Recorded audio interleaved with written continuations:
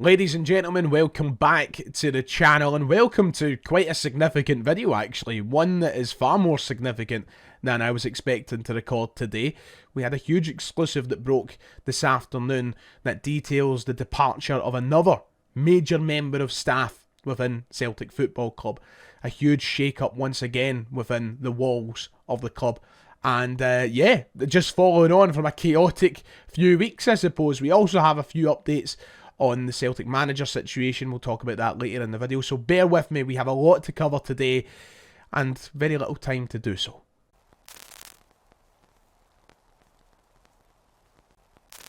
If you haven't already, please make sure to hit like and subscribe. It would be much appreciated. I was actually planning on taking a wee off day from recording. I was just going to stream later on tonight because I didn't think there would be anything too significant to talk about. And then bang, we got news this afternoon about a big departure at the club. So we're going to talk about that. Bear with me as we do so, but make sure to go down below, hit those buttons. It would be appreciated. Thank you all for your support through these chaotic few weeks. Things aren't slowing down anytime soon, it looks like. So this is the exclusive I was talking about. Stephen McGowan reported in the Herald this afternoon that Celtic's head of scouting has agreed to leave the club. That was done about 3 hours ago at time of recording. Essentially behind the paywall, you can read the full thing, but the summary: Celtic's head of scouting operations, Jay Lefebvre, has agreed to leave Celtic to join Swansea City. Jay Lefebvre, who was basically in charge of overseeing the whole scouting system at Celtic, by the way. He's been there since 2019 when he was hired by then head of football operations Nick Hammond. He is now suddenly leaving the club after weeks of chaos and after weeks of rumours about certain changes and personnel leaving at higher levels. Well, we have another personnel change, and it's now within the scouting department. So this is actually quite significant. Jay Lefebvre, somebody who, it's not as if we heard a lot about him and what his day-to-day job was and who he was responsible for picking out and scouting. But he was a big player within that department. You know, he was one of the top guys, and he's now leaving us for Swansea City. I think there's going to be a lot of opinions flying about that. We're going to cover the story first before we talk about whether that's good, that's bad, or whatever else. But yeah, leaving the club out of nowhere, this article's just sort of dropped. So it's now been picked up on by a number of publications since. Of course, the original exclusive behind a paywall, so most people will be getting their information, like me, from different places. Yeah, he is leaving the club and is set to join Swansea City. He's been here working under Neil Lennon, Postecoglou, Brendan Rodgers, of course, most recently, and was head of video scouting and analysis at Arsenal before joining Celtic. So he brought a lot of that over, and his responsibilities included managing all internal scouting systems at the club, producing scout reports on potential targets. So yeah, he was one of the top guys. He was in charge at producing scout reports and picking out top targets for the club to look at. Of course, with the scouts working underneath him who come to him first with player suggestions. Jay Lefebvre, was one of the kind of last guys when it came to approving players or suggesting players to sign. And of course, managing all internal scouting systems, that's a huge responsibility. And I think that there is a big argument that that job hasn't been done that effectively over these last 6 years. So I think most people will be looking at this as a good thing. But more than anything else, it is bringing up a lot of conversations because, well, we were told that everything at the club was working fine and that Brendan Rodgers was the issue. That was Dermot Desmond's words. Celtic fans were at a meeting with members of the Celtic board, and they said that relationships and things were working fine. But now we have this sudden departure of Jay Lefebvre, and I'm not saying that, I'm not here trying to make out things are different from what they may appear on the surface. That's not for me to do. But it is all just very, very weird that now, since the departure of Rodgers, we're seeing one of the top guys in the scouting department leave for Swansea City. We're hearing loads of rumours about how there is going to be boardroom changes coming as well. Like, were the relationships and everything else fine, or were they not? Because we were told they were fine. It doesn't seem to be that way now that all these stories are coming out. Nonetheless, I think that's all a side story. It's not as if Michael Nicholson, Peter Lawwell or anybody else was going to sit down across from Celtic fans and say, oh, aye, he'll be off in a few weeks. It's terrible here. It's gone tits up there. Relationships are fractured everywhere. They're not going to reveal that information no matter how hard they're pressed. That's just fact. But generally speaking, this is big. It shows that there is now another department of the club that could be soon under serious renovation. And to be honest, renovation we probably need. So it doesn't look as though Jay Lefebvre has been pushed out the door by any means. It looks as though he's probably been offered a higher wage and a better deal at Swansea, and he's accepted that, and now he's leaving Celtic by mutual consent. But I think it was a freshening up that we certainly did need. I done a video a few weeks ago that was evaluating Celtic signings whilst Peter Lawwell was at the club. And I said in that video, poor signings aren't purely the fault of Peter Lawwell. It wasn't excusing Peter Lawwell of anything, by the way, because I think he's as responsible for the problems at this club as anyone else, if not more responsible. But there are other people who are responsible for the failings in recruitment. And Jay Lefebvre would have been one of them. We made some great signings since December 2019. Can I just make it clear? There has been some great players who's come through the door. And whether or not he was responsible for them or not, we'll never know. We'll never truly know that information. A lot of the signings that we think are the best since 2019, we all put down to maybe Ange Postecoglou or other scouts, but we'll never truly know who was most responsible. But on the whole, since December 2019, recruitment at Celtic has been very poor. More often than not, we're signing duds. And I think that if we're reading now into this, that Jay Lefebvre was the one that was in charge of internal scouting and the systems that we set up, and that he was maybe the last guy for putting forward scouting reports, then something was seriously wrong in that department, because especially this season, the scouting reports have been very, very wrong. The players that Celtic have probably expected to get haven't been anything like they should be. And I think there is a shared responsibility in that. Players have to do better, but we're clearly just not scouting well enough. And I think it's probably right to move on and try and freshen that up. But in fairness to Mr. Lefebvre here, who we're talking about, he's definitely not the only guilty party within that area of the club. We've got Paul Tisdale, who's came in and is meant to be a huge factor in that. It doesn't seem like he's doing an effective job. We know that there is plenty of scouts who have either been here short-term, long-term, ones that we've hired recently or long ago, that probably aren't doing their job right either. It's not easy. I know it's not. I'm not going to sit here and pretend I could do it, because I can't. I'm not analytical. I'm not capable of scouting players across the globe and passing them off as Celtic quality. I'm not versed in that area. I don't know how truly difficult that is. But at the end of the day, we have to do better. And this is I think, a piece of news that most Celtic fans are going to welcome, quite honestly.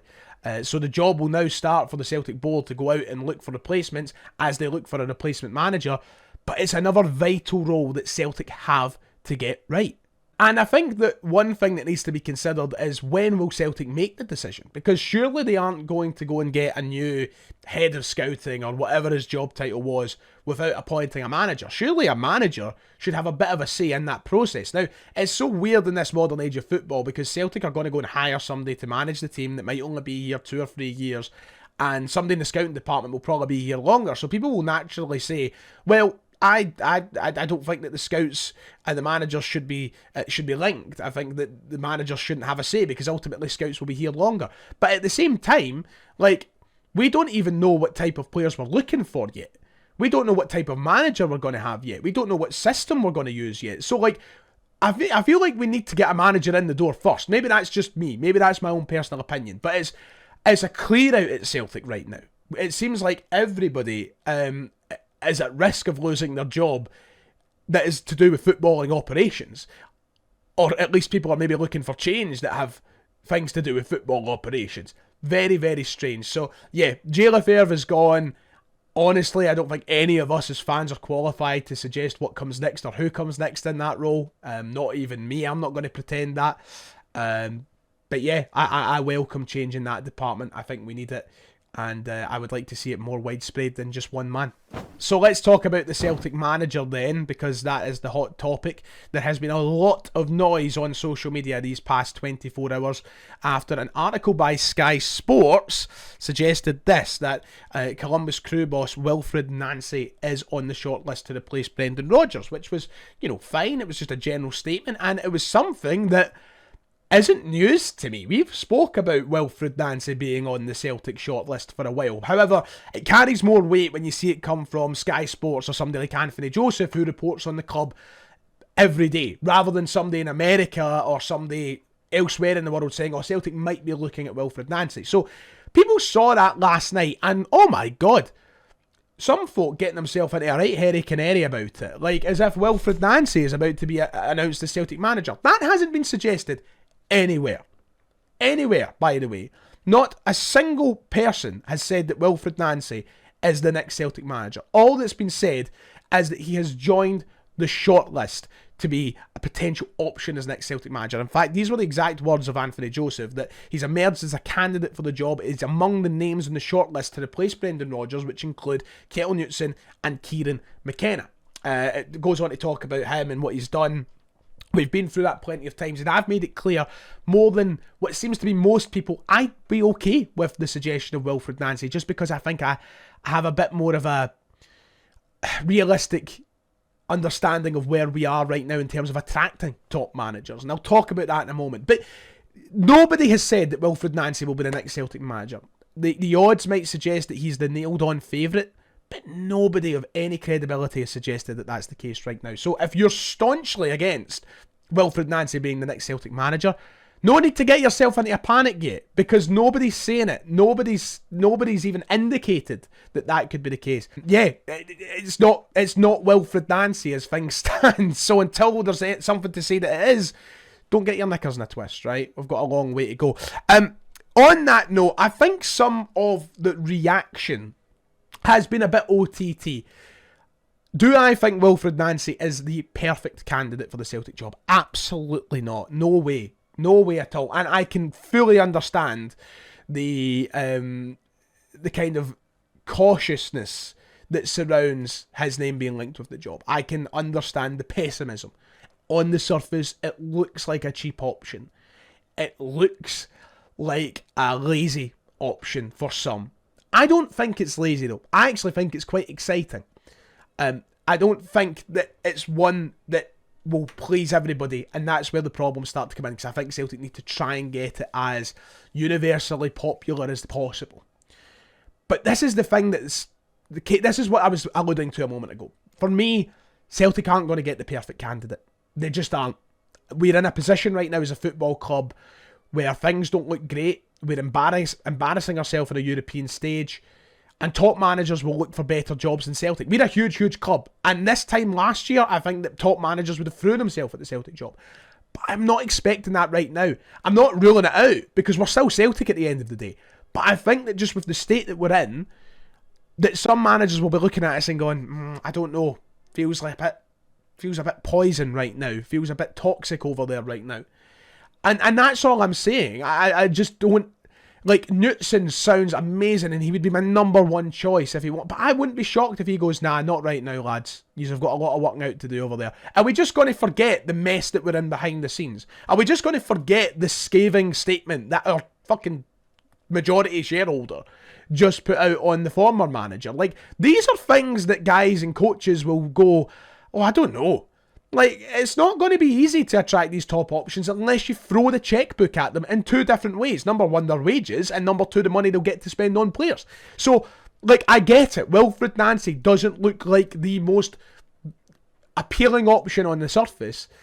But realistically, like, Kieran McKenna and Ketil Knutson and Nicky Hyen, who are maybe the three top candidates, I wouldn't blame them if they go, not right now. Genuinely. Like, I'm not expecting them to throw themselves at the Celtic job. So for me, that's why I think in the last couple of weeks when I've spoke about Wilfred Nancy, I'd be far more up for that than a Craig Bellamy or a Robbie Keane, because it's something different and it's interesting. And the last time we went for a different and interesting appointment, it was Ange Postecoglou. On that note, no, you can't just compare Wilfred Nancy to Ange Postecoglou. They're two very different managers at two very different stages of their career. When Ange came to Celtic, he had 20 years in the game. He'd won trophies in several nations. He'd managed at a World Cup. He was a very, very different manager. But the situations and the reaction have similarities. They have similarities in that regard. The two guys themselves, no, there's no similarities at all. The only similarities they have is they've won league titles in nations that people would normally turn their nose up at. But that's as far as it goes. Football isn't the same. Everything else isn't. The age isn't the same. You know, it's so difficult to compare them as actual managers. But listen, I like the look of Nancy. I like the write-up that he's had. I just think he's a far more interesting option than some of the other ones. But I'll reiterate it. I would like Knutson ahead of him. I would like McKenna ahead of him. I would like Hyen ahead of him. Just whether or not we can get those guys is a completely different story. Getting dragged into it a little bit much here, too much here. The bottom line is this. Wilfred Nancy hasn't been suggested as the next Celtic manager anywhere yet. He's just on the shortlist. And I think that's fine. Give the guy an interview. If he wants to interview for the job, why shouldn't he be able to interview for the job? He clearly has talent as a coach. A good coach is a good coach. And that seems to be what you hear about him. On that note, let's quickly revisit the odds, the bookies odds, which once again I'll reiterate are a little bit pointless, but they still give an indication. Nancy is leading the way right now, and I think that's just purely off of these kind of last few articles that have been wrote about him. Knutson still in there, Martin O'Neill, Kieran McKenna, and Nicky Hyen. It has to be one of the top 5 for me, and I've made it clear that I think it can't be Martin O'Neill on a long-term basis. So yeah, I want it to be Knutson or McKenna or Hyen. I'd be happy with it being Nancy as a fallback over Maloney or Murphy or Keane or anybody like that. So yeah, that's it right now according to the bookies. But listen, we'll just have to wait and see what happens. Right, that does it for the updates today. Apologies if everything's felt a wee bit rushed in that. I have left it late and I've got stuff to do and stuff to prepare for the next few live streams and member contents and blah blah blah. Let me know what you think in the comments below though. Hopefully we have a bigger update on the managerial situation soon. But until then, take care of yourself. God bless and I'll see you all next time.